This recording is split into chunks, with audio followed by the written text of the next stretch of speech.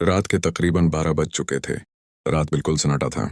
कमरे में मेरी बीवी और मेरी साली मौजूद थीं। मेरी बीवी का ऑपरेशन हुआ था, जिसकी वजह से वो गहरी नींद में थी। एक ही बेड था। मैंने रखसार से कहा कि तुम बेड पर सो जाओ। रखसार ने कहा कि नहीं, आप बेड पर सो जाएं, मैं नीचे सो जाती हूँ। मैंने कहा कि नहीं, ये अच्छी बात नहीं है। बहुत ज़्यादा सर्दी है और नीचे तुम्हें ठंड लग जाएगी। मैं चाहता हूँ कि तुम बेड पर सो जाओ। जिस पर वो ना चाहते हुए भी कहने लगी कि आप यहाँ सो सकते हैं, काफी बड़ा बेड है। एक साइड पर मैं सो जाती हूँ और दूसरी साइड पर आप सो जाएं। ठीक है, मैं उनकी बात तो मान चुका था, लेकिन अब मेरे दिल में काफी अजीब किस्म के वसवसे आ रहे थे। मैं ऐसा कुछ नहीं सोचना चाहता था, लेकिन काफी दिन हो चुके थे। मैंने ऐसा कोई काम नहीं किया था। मैं अब सो रहा था। रखसार, जिसकी उम्र तकरीबन 18 साल थी, वो खूबसूरत थी। वो अपनी बहन की खदमत करने के लिए हमारे घर आई हुई थी और अब मेरे साथ ही अस्पताल में आई थी, जिसकी वजह से मैंने कभी भी उसे उस नज़र से नहीं देखा था। लेकिन अब शायद मेरा दिमाग भी खराब हो रहा था। मैं अभी इस बारे में सोचने लगा था। एक तरफ वो सो रही थी और दूसरी तरफ मैं सो रहा था। मैंने अपने पाँव को बढ़ाया और जैसे ही उनके पाँव के साथ लगाया तो उसने अपने पाँव को पीछे कर लिया। मुझे समझ आ चुकी थी कि रखसार की रजामंदी उसमें शामिल नहीं है, इसलिए मैंने अपने पाँव को पीछे कर लिया। लेकिन मैंने पाँव को इस तरह बढ़ाया था जैसे ये अचानक और बेखबरी में यहाँ आ गया हो। लेकिन थोड़ी देर के बाद मैं कभी सोच भी नहीं सकता था कि इस तरह रखसार ने अपनी टांगों को बढ़ा कर जैसे ही मुझे टच किया तो मुझे समझ आ चुकी थी कि उसका मुझे छूना मुझे काफी अजीब लग रहा था। मुझे अब समझ आ चुकी थी कि जो कुछ मैं सोच रहा था, अब वो भी मेरे बारे में यही सब कुछ सोच रही थी। सनम, जो कि बहुत ही गहरी नींद में थी। मुझे नहीं लगता था कि वो अब उठ पाएगी। रात के तकरीबन 1 बजने वाला था, इसलिए अस्पताल में बिल्कुल सन्नाटा था। कोई भी आने वाला नहीं था। अस्पताल में बिल्कुल खामोशी थी। हमारे कमरे का दरवाजा भी बंद था। लाइट बिल्कुल मध्यम थी, जिसकी वजह से हम यहाँ जिस तरह चाहें खेल सकते थे। थोड़ी देर के बाद रखसार ने अपने तरीके से खेलना शुरू कर दिया। मैंने भी उसे किसी बात से मना नहीं क्या, क्योंकि रखसार ने जब मेरे साथ खेलने की कोशिश की तो मैं ऐसे जैसे मैं ये सब कुछ महसूस ही नहीं कर रहा था। मैंने बिल्कुल खामोशी से उसके चेहरे की तरफ देखा और अपनी रजामंदी को जाहिर कर दिया। नुकसान भी समझ चुकी थी। रखसार ने थोड़ी देर के बाद अब मेरे हिस्से के साथ जैसे ही खेलना शुरू किया, मुझे काफी अच्छा लगने लगा, क्योंकि काफी दिन हो चुके थे। मैंने कभी भी ऐसा कोई खेल नहीं खेला था, इसलिए रखसार जैसे चाहे खेल सकती थी। इसलिए अब थोड़ी सी आवाज से मैंने कहा कि कोई आ जाएगा। तुम थोड़ा सा सुकून से भी तो खेल सकती हो। तुम्हें पता है ना कि ये हमारा घर नहीं है। रखसार ने हाँ में सर हिला दिया और अपने तरीके से खेलने लगी। मुझे भी अब पता था कि रखसार का उस खेल में कोई तजर्बा नहीं है। इससे पहले कभी भी उसने ऐसा कोई खेल नहीं खेला होगा, जिसकी वजह से मैं अब नहीं चाहता था कि उसके साथ कोई ऐसा खेल खेलूं। लेकिन रखसार अपने तरीके से जैसे खेल सकती थी, उसने मेरे साथ खेला। रखसार को मैंने कहा कि अब हम ज्यादा यहाँ नहीं खेल सकते। यहाँ अगर किसी ने देख लिया तो बहुत बुरा होगा। लेकिन रखसार हम बेकाबू हो गई थी। उसने कहा कि यहाँ कौन आएगा, इतनी रात गए कोई आने वाला नहीं। और मैं बता रही हूँ कि अब मैं ये खेल खेले बगैर नहीं रह सकती। मुझे नहीं पता, मैं अब आपके साथ मुकम्मल तौर पर खेलना चाहती हूँ। मैं खुद भी अब बहुत ही ज्यादा हैरान थी।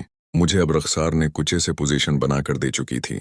रखसार ने कहा कि आप बस थोड़ा सा ख्याल करें कि मुझे किसी किस्म की कोई परेशानी ना हो। मुझे अब इस बात का भी डर था कि कहीं सनम उठ ना जाए। अगर सनम ने देख लिया तो सब कुछ खत्म हो जाएगा। मैंने सनम से मोहब्बत की थी। सनम से मेरी पसंद की शादी थी और अक्सर रखसार हमारी पसंद की जोड़ी पर उतराती थी और अक्सर बातें क्या करती थी कि आप लोग खुश कसम थे कि आप लोगों को एक दूसरे की मोहब्बत मिल गई। और अक्सर रखसार मुझसे मजाक भी कर लिया करती थी। लेकिन आज नहीं पता था कि रखसार और मेरे बीच ऐसा ताल्लुक बन जाएगा। रखसार काफी हद तक अपने मकसद में कामयाब हो चुकी थी। रखसार जो चाहती थी वही सब कुछ तो हो रहा था। थोड़ी देर के बाद मैंने जैसे ही खेलने की कोशिश की तो रखसार ने कहा कि मुझसे शायद ये सब कुछ नहीं खेला जाएगा। मैंने कहा कि जैसे भी खेल लो, थोड़ा बहुत तो इस खेल में परेशानी होती है। बस मैं नहीं चाहता था कि अब मजीद ऐसा कुछ भी हो। बस मैंने थोड़ा सा वक्त खेलने के बाद रखसार को कहा कि अब हम यहाँ नहीं खेल सकते, हम घर जाएंगे ना। अब तो हमारे भी जैसा ताल्लुक बन चुका है। अब हमें परेशान होने की जरूरत नहीं। जब तुम चाहोगी मेरे साथ खेल पाओगी। मैं तुम्हें किसी बात से मना नहीं करूंगा। अगले दिन हमें छुट्टी मिल चुकी थी। हम घर वापस आ चुके थे। शाम को रखसार ने अच्छा सा खाना बनाया। रखसार के घर वाले भी यहाँ आए हुए थे। उन्होंने रखसार को साथ ले जाने की जिद की तो रखसार ने खुद ही मना कर दिया कि आप ही को मैं ऐसे हाल में छोड़कर कैसे जा सकती हूँ। रखसार अब खुद भी नहीं जाना चाहती थी, इसलिए उन्होंने अच्छा खाना बनाया। सनम भी बहुत ही ज्यादा खुश थी। सनम ने कहा कि रखसार यहाँ 1 हफ्ता और रहेगी और उसके बाद आ जाएगी। काम वाली को भी तो अभी मैंने छुट्टी दी हुई है, काम वाली भी वापस आ जाएगी। उसके बाद रखसार घर वापस आ जाएगी, जिस पर उसके घर वाले मानकर वहां से चले गए। रखसार और मैं अब शाम को रखसार ने सनम की चाय में उसे मेडिसिन दे दी, जिसकी वजह से वो गहरी नींद में चली गई और वो आज नहीं उठ सकती थी। रात को अब काफी वक्त हो चुका था। मैं थोड़ी देर के बाद उठा और रखसार के कमरे में चला गया, क्योंकि पिछली बार मैं इतनी अच्छी तरह से नहीं खेल पाया था, क्योंकि अस्पताल में ये सब कुछ खेलना अच्छा नहीं था। इसलिए आज मेरा अपना घर था और रखसार और मैं अब जैसे चाहें खेल सकते थे। सनम इतनी जल्दी नहीं उठने वाली थी। मैं रखसार के पास आया और मैंने रखसार को एक छोटी सी वीडियो दिखाई। रखसार ने वीडियो को देखने के बाद कहा कि ये क्या है। मैंने कहा कि उस वीडियो को देखने के बाद बस इतना जहन में रख लो कि आज तुम्हें उस तरह मेरे साथ खेलना है। रखसार ने अच्छी तरह से वीडियो देखी और वीडियो देखते ही वो काफी बेकाबू होने लगी। उसे समझ आ चुकी थी, क्योंकि उसके जिस्मों में जैसे करंट दौड़ रहा था। वो अब समझ चुकी थी कि इस वीडियो का क्या मतलब है। थोड़ी देर के बाद उसने कहा कि ठीक है, आप बताएं कि मुझे कहाँ से शुरू करना है। बस मैंने रखसार को नीचे बैठने को कह दिया। वो मेरे पाँव के पास बैठी थी। मैं बिल्कुल सामने खड़ा था। मैंने कहा कि तुम खेलो। रखसार ने कहा कि ये काफी अजीब है, मैंने ऐसा कभी भी नहीं किया, मुझसे ये सब कुछ नहीं हो पाएगा।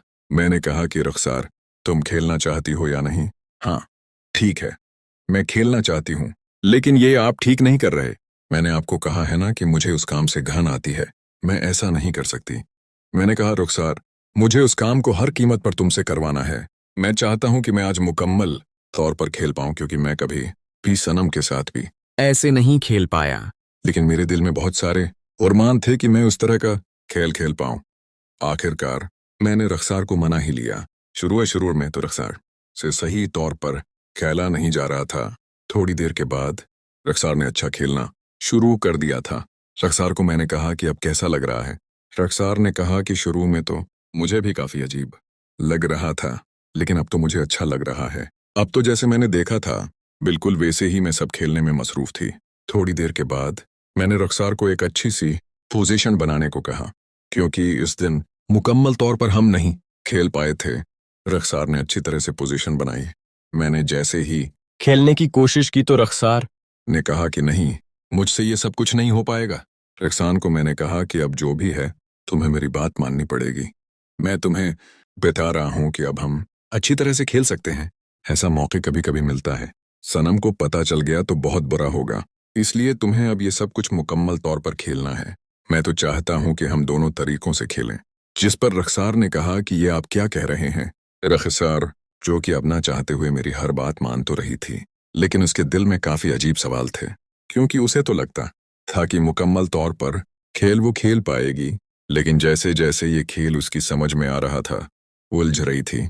उसे समझ आ चुकी थी कि ये खेल इतना आसान नहीं जितना वो समझ रही है। जब इसने पोजीशन बनाई और मैंने खेलने की कोशिश की तो वो हट गई। उन्होंने कहा कि नहीं, मुझसे ये सब कुछ नहीं हो पाएगा। मुझे तो लगा था कि ये बिल्कुल आसान है, लेकिन आप तो वाकई ही बेरहमी से खेलते हैं। मुझे तो समझ ही नहीं आ रही। रखसार, हो तो सही, मैंने कहा है ना कि इस बार तुम्हें परेशानी नहीं होगी। ठीक है, मैं आ जाती हूँ, लेकिन इस बार आपने मुझे मजीद परेशान किया तो बहुत बुरा होगा। मैं खुद बहुत ही ज्यादा परेशान हो गया था। मैं नहीं चाहता था कि रखसार को ज्यादा परेशान करूं। अभी तो रखसार से दोस्ती शुरू हुई थी। थोड़ी देर के बाद आखिरकार में और रखसार हंसी वादियों में घूम रहे थे। रखसार को मैंने कहा कि अब तुम्हें कैसा लग रहा है। रखसार ने कहा कि अब मुझे बहुत ही अच्छा लग रहा है। रखसार ने अब कहा कि आप जैसे चाहें खेल सकते हैं। मुझे भी अब खेलना आ चुका है। मुझे आप किसी कस्म की कोई परेशानी नहीं है। मैं जैसे जैसे खेल रहा था, रखसार के चेहरे से खुशी मुझे साफ नजर आ रही थी। रखसार ने एक बार फिर कहा कि सनम की तो वाकई ही मोजें लगी हुई हैं, आप बाकी उनके साथ ऐसा खेलते हैं। मैंने कहा हाँ रखसार, और मैं तो अब अच्छे दोस्त बन चुके थे ना। रखसार से मैं कोई बात नहीं छिपाना चाहता था। इसलिए मैंने रखसार को सब कुछ बता दिया कि मैं सनम के साथ कैसे खेलता हूँ और वो अब मेरा साथ दे रही थी। थोड़ी देर के बाद मैंने रखसार को पोजीशन चेंज करने के लिए कहा तो रखसार ने कहा कि ये क्या कह रहे हैं, ऐसा कैसे हो सकता है, मैं ऐसा कैसे खेल सकती हूँ, मुझे नहीं पता, मैं खेलना चाहता हूँ। मैं मुकम्मल तौर पर दोबारा खेलने के लिए तैयार हो चुका था। एक बार थकने के बाद मैंने रखसार को लड़कों वाली पोजीशन में कहा तो लड़कों वाली पोजीशन से वो इनकार करने लगी। मैंने कहा कि ठीक है, फिर मैं तुमसे नाराज हो जाऊंगा। मैं नहीं चाहता कि अब इस बारे में किसी किस्म की कोई भी बात हो। तुम्हें मेरी बात मान लेनी चाहिए। अब मुझे बहुत ज्यादा परेशानी हो रही थी। मैं खुद भी अब इस बात पर हैरान थी, लेकिन अब जो भी हो जाए मुझे अब बात मानी ही थी। थोड़ी देर के बाद रखसार मेरी बात मान चुकी थी और बिल्कुल अच्छी सी पोजीशन में आ चुकी थी। मैंने कोशिश करने की कोशिश की तो लेकिन मुकम्मल तौर पर सही तौर पर नहीं खुल पाया। रखसार ने कहा कि क्या आज आप मुझे उस खेल की इजाजत नहीं दे देते? मुझसे अब ये मजीद नहीं खेला जाएगा। नहीं, ऐसा नहीं है क्योंकि ये मौका बार बार नहीं मिलता। मैं चाहता हूं कि आज मुकम्मल तौर पर मैं तुम्हें खेलना सिखा दूं, इसलिए तुम्हें मेरी बात माननी पड़ेगी। अब मैं खुद भी बहुत ज्यादा परेशान हो गई थी। अब मैंने अपने तरीके से एक अच्छी सी पोजीशन बनाई। रखसार को कहा कि इस बार तुम बस अपनी जगह पर खड़ी रहोगी, तुम्हें अपनी जगह से नहीं हिलना। मैं तुम्हें कह रहा हूं ना कि मैं मुकम्मल तौर पर खेल कर तुम्हें सिखा दूंगा। ठीक है, और इस बार अब हम दोबारा अपने मकसद में कामयाब हो चुके थे। थोड़ी देर रखसार को भी परेशानी बर्दाश्त करनी पड़ी क्योंकि उसे खेल अभी तक समझ नहीं आई थी। थोड़ी देर बाद जब वो अपना खेल समझ चुकी थी तो उसे भी खुशी होने लगी थी। इसके बाद हम दोनों थक चुके थे और उस तरह हमारी कहानी का इख्तिताम हो गया। मजीद कहानी देखने के लिए चैनल को सब्सक्राइब कर लें।